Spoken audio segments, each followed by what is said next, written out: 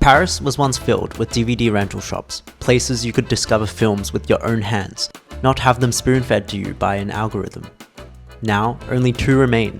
This is JM Video Store. You might just recognize some of their customers. I tell you what, man, just really nice being in here. Movie's so good. What an amazing place. So many great movies. Bonjour. Bonjour. Well, maybe not these ones. That's my friend Cedric and I. We've spent countless hours watching these legendary video club episodes where actors, directors and filmmakers pick movies that mean something to them. With the Cannes Film Festival just around the corner, there was only one thing we had to do before leaving for the biggest film festival in the world. Make one of these episodes ourselves. With over 50,000 films here, come and find out which movies we picked. We were so nervous, but man, there's nothing quite like talking about something you love. I hope you enjoy. We're here at the JM Video Store in Paris, Yes. where all the stars come to record their picks of their favourite movies. This store has over 50,000 films. If you've ever seen anything like the Criterion Closet, it's kind of like that, where celebrities come and pick their favorite films. But this is like the French version of it. We're gonna try and replicate and choose some films and explain why these films mean so much to us, pretty much. And it'll be a good exercise before going to literally the biggest film festival in the world. Which is next week. Next week in Cannes. Is it on? Okay. So I've already chosen a bunch of films. I couldn't help myself. Didn't want to miss an important one to me. So I'm gonna start off with my childhood and like formative movies. Even though after my childhood I didn't really watch movies, but this one is definitely one of the most significant. This is Narnia, The Lion, the Witch, and the Wardrobe. It's different in French, so I might be misremembering the title. Narnia is one of the movies that really opened my mind to how we can be transported to a completely different world, especially through movies. It's just really special to me. I haven't really watched it in the last 10 years, but it still remains in my heart. And Tilda Swinton's performance in that, like, she was the scariest witch ever. We might be seeing Tilda Swinton at Cannes, so that would be a full circle moment. Okay, so that was Narnia. Next is The Amazing Spider-Man. This is my favorite fictional character of all time, Spider-Man. What he represents as a superhero, how anyone can do good. Andrew Garfield's Spider-Man holds a very special place in my heart because this was probably my first introduction to superhero movies. I didn't watch The Dark Knight back in 2008, so yeah. Next is Drive by Nicholas Winding Refn, starring Ryan Gosling. This is a very memeable movie. This is definitely one of the movies that opened my eyes to the possibility of the art form and how it doesn't have to be a straightforward narrative or like a straightforward narrative structure to be able to tell a story and really make you feel something. Drive would be the first one, I would say, that really opened my eyes to quote-unquote more artsy movies. If you have seen Ryan Gosling, I'm sure you've seen Ryan Gosling in like Barbie and Project Hail Mary recently, but this for me is the performance that solidified him as like a great actor for me. This is the first performance where I'm like, damn, maybe the lack of acting is maybe better and more, not more realistic, but more emotive than an all-out acting. And so Drive would be one of those formative movies for me in my teenage years. So yeah, this is a fast forward. I'm maybe 2 or 3 years into really getting into movies now. And these 2 directors really were so impactful to me. So the first one is Kelly Reichardt. The first time I watched one of her films, I believe it was First Cow, it just left a massive impression on me. I told myself that if I ever made a film, that type of film is exactly what I would want to make, and it really touched me. My favorite animal is a cow because of that movie. I just love that movie so much. Unfortunately, they don't have First Cow in this store, but the next movie I watched from her was this one called Certain Women. This is an anthology film that follows 4 different women across completely separate stories, but there's just so many strong themes of loneliness and also hope and love as well across all 3 of these stories. It's been a long time since I've watched this, but I just remember watching this and absolutely loving it. Kelly Reichardt was probably my introduction to slow cinema, or I don't know if that's an actual term she uses for her own movies, but definitely a slower pace of movies. I think she is just a master at what she does, and I always look forward to every single new film that she puts out. Yeah, I think she's definitely my top 3 filmmakers of all time. She's amazing, and definitely recommend Certain Women. I'm very excited to have gotten this. I haven't seen this cover / poster before, so yeah. And the next director that really impacted me during this period of kind of diving more into international cinema would be Abbas Kiarostami. I've picked up Certified Copy. This is actually one of the films I've watched from him more recently. Unfortunately, the film store doesn't have many of the films I really enjoyed when I first got into Abbas Kiarostami. He's an Iranian director that really focuses on stories of just everyday life, and I've absolutely fallen in love with that mini subgenre, I guess, of just showing life as it is and then blending aspects of fiction into it. Abbas Kiarostami is, for me, I'd say he's my favorite filmmaker, although it's genuinely impossible to pick a single one, but he introduced me to this whole world of Middle Eastern cinema, and especially Iranian cinema, and it's really made me open my eyes up to a completely different culture in the world. And often Iran and that region of the world gets such a bad rap because what we're taught in Western countries about that region is so shallow and also one-sided. And watching these films made in the 80s and the 90s by this Iranian filmmaker really showed a whole new aspect of the people there, and it's made Iran one of the countries that I would most love to visit one day, because I really feel such a deep connection with that country now that I've discovered more and more Iranian filmmakers as well. So Abbas Kiarostami, Certified Copy, is a certified banger. The next movie is Twin Peaks Fire Walk With Me by David Lynch. David Lynch is one of the greatest filmmakers ever. The amount of impact he had on the genre, on the art form is just immeasurable. We've just come back from London, and in Paris we just see his influence everywhere. His name is mentioned everywhere, photos of him are everywhere, and there's a good reason for that. And Twin Peaks for me is his magnum opus. My first exposure to David Lynch was Mulholland Drive in a theatre in 2019. That was probably one of the craziest cinema experiences of all time. One of the most impactful. I think that film is the film I always say that truly hypnotized me. Ever since then, I've fallen in love with David Lynch. I haven't watched enough. I recently watched Mulholland Drive again and Lost Highway for the first time. And that was all after watching Twin Peaks, which I believe is one of, if not the greatest shows of all time, especially that 3rd season. If you count it as a movie, that would definitely be on my top 10 movies. Fire Walk With Me is just a great representation of everything he stands for as a filmmaker. So Twin Peaks Fire Walk With Me, David Lynch, forever. Next, because we are in Paris, of course I had to pick a film set in Paris. This is Leo Carax's Les Amants du Pont Neuf.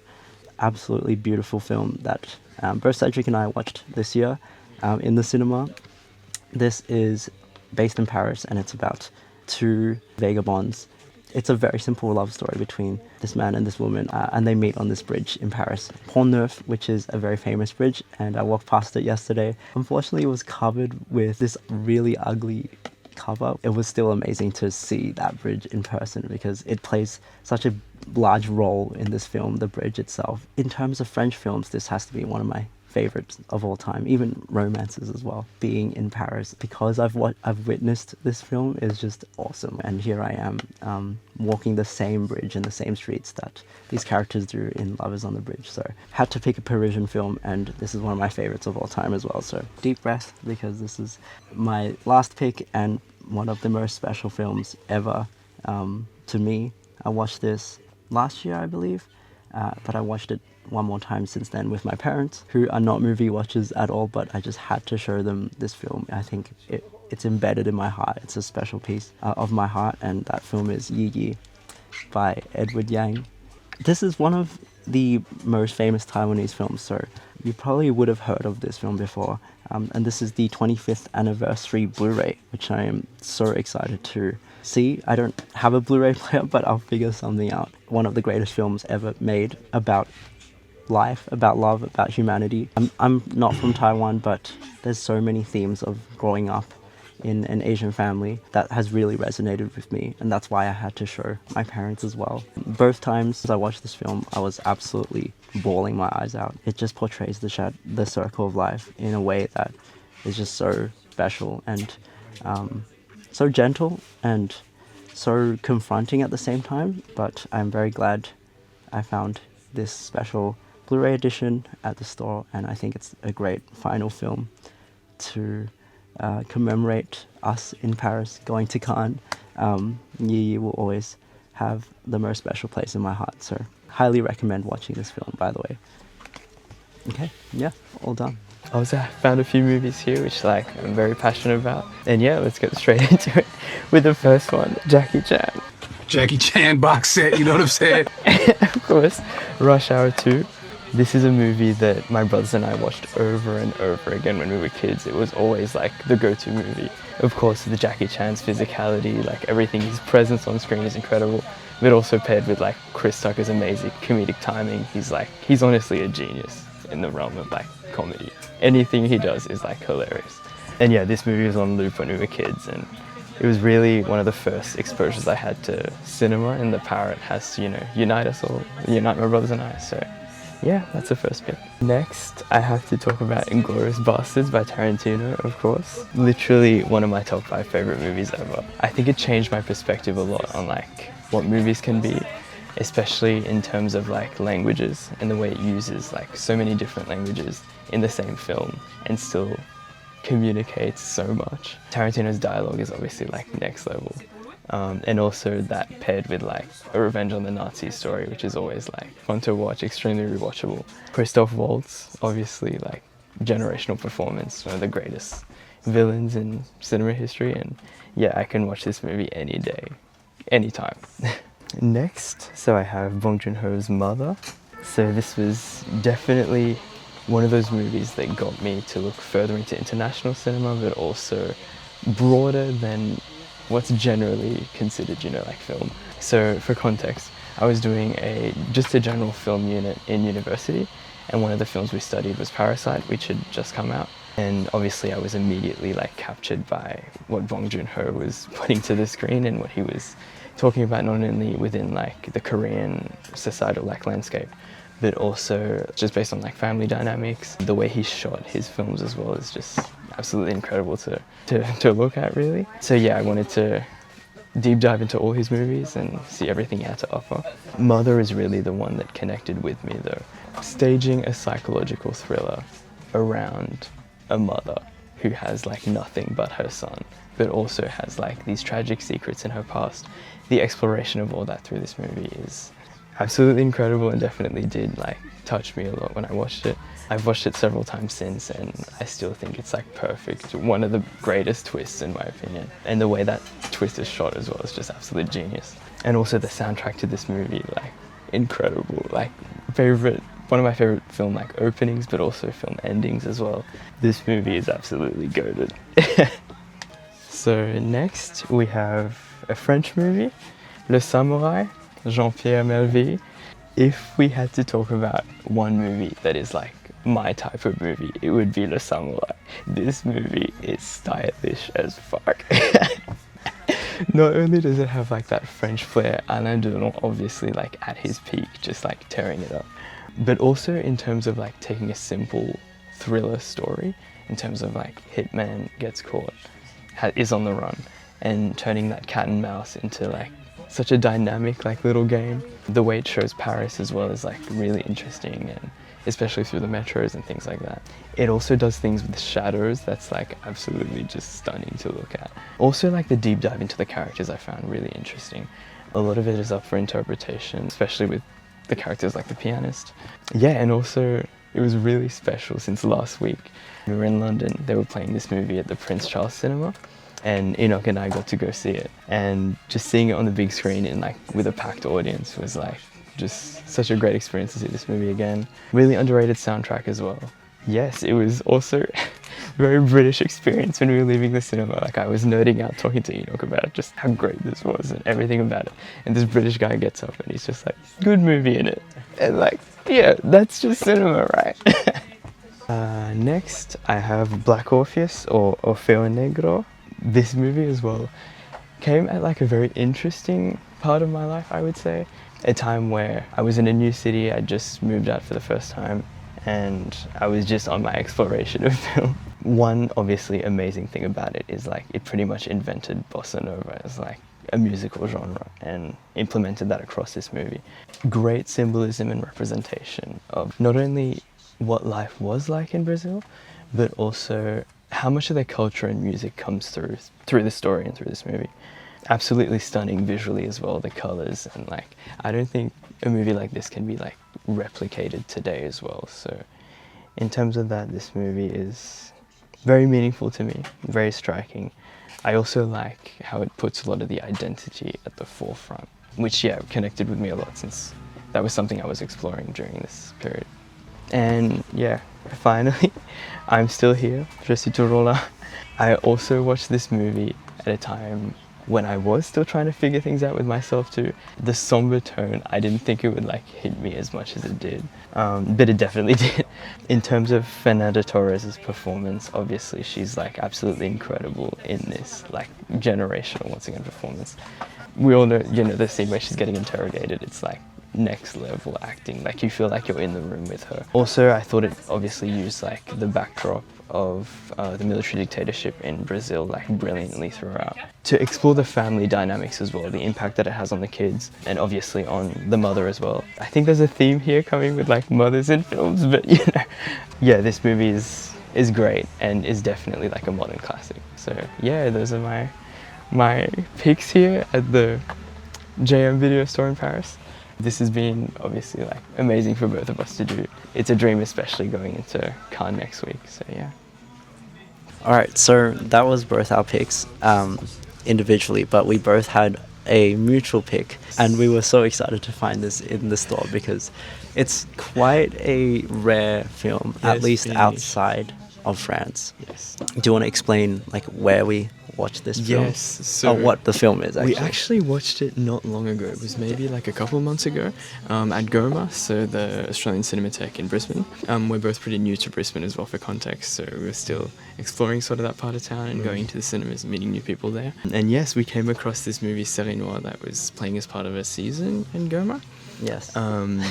Yes, and we both came out of it kind of like rocked. We went into it as well. It was a double screening. I think it was a Friday night. We were both like pretty tired, but we were like, okay, we don't know anything about this movie. We'll just go into it, see what we think. And yeah, we were both like blown away. Yeah. Was this our second movie? Yeah, the second movie of the night. It was like, the second movie of the night. Yeah. Oh yeah, I remember being like, oh, maybe we should just go home. Yeah. This looks like pretty mid. And we like, went to get some food and rush back, and we came in just on time. Yeah. And we were like, just like no one's seen it, and it probably wouldn't be that good. I think the plot, I think I read it and it just wasn't that interesting. So anyway, we both decided to stay. I've already kind of covered it in one of my YouTube videos, but I don't even know how to describe it because it doesn't really like fit into thriller, I guess. But yeah, well, I would describe it as a film about toxic relationships, different types of toxic, like any type you can really imagine is in this movie. It's not just between a man and a woman, it's between like a man and his employer, a man and the police, just like really unhealthy relationships. Her aunt as well. Yes, like, obviously exploitative relationships. The way it was done was, it's just, the style was amazing, and obviously, as I said in my video, like Patrick Dewey's like performance is just generational. Absolutely. One of the best performances I've ever seen, like in a single film, and just the tragic story of him committing suicide after this film as well. Like how much of himself that he put into this. Yes. You can see, like, you can feel it, like the physicality in his performance as well. From the first scene, which we were like laughing at, because he's it's like shadow boxing. And we're like, what is this movie? Definitely a movie that like creeps up on you as well. Like so many unexpected twists and turns, so many harrowing scenes that like stay with you as well. We remember one where like it's one shot, Yeah. and it's like haunting. Okay, yeah, I'm gonna mute that spoiler. That was one of the craziest and very disturbing scenes in the movie. Anyway, yeah, we're so happy we found this like in this video store because I guess it's not that unpopular in France because his other films are also in there. Yeah, Série Noire. Anything else to add, Cedric? I mean, I don't think it really can really be described in words, but definitely like try to go see this movie. Yes. Because If you can, if it ever plays, make sure to go see Série Noire. I think it also transcends the usual French films. Like it's so unique, at least from what both of us have seen. Yeah. So yeah, that's us at the JM Video Club. Just so surreal. Like they have like signs, not signs, like QR codes showing previous celebrities or directors, actors, actresses that have been here, and you can see their previous list. Signatures as well.